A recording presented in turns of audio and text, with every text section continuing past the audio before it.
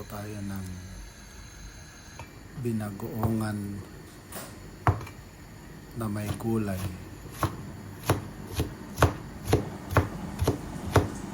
Prepare tayo ng bawang,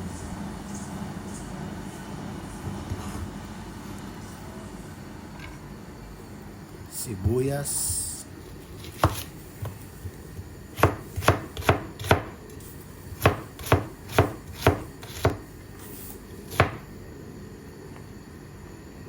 simpleng luto lang itong gagawin natin. Yan, sibuyas,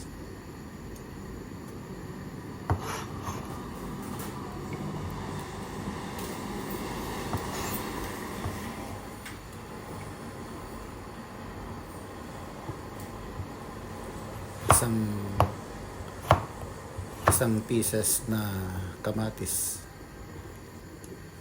Lagyan natin ng kamatis para may lasa konti yung lulutuin natin.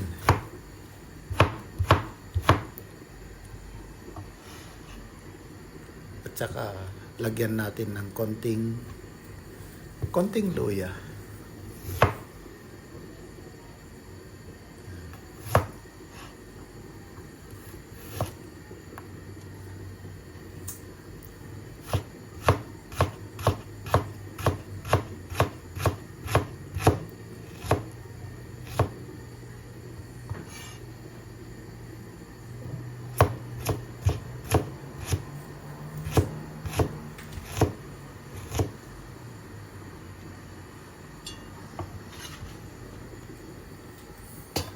Prepare na natin lahat. Yan. Kumukulo na yung karne natin. Patutuyuin natin yan. All together yan. Sibuyas, bawang, luya. Tapos susunod natin yung kamatis.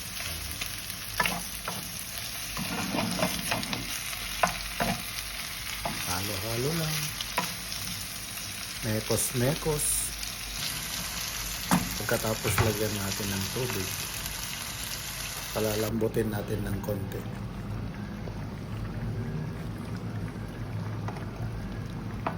After 15 minutes, pwede na natin ilagay yung gulay. Lagyan na natin ng bagoong.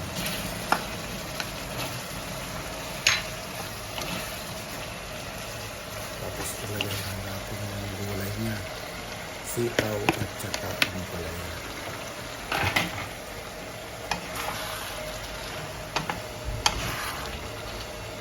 Mekos-mekos. Luto na yung ating binagoongan na may gulay.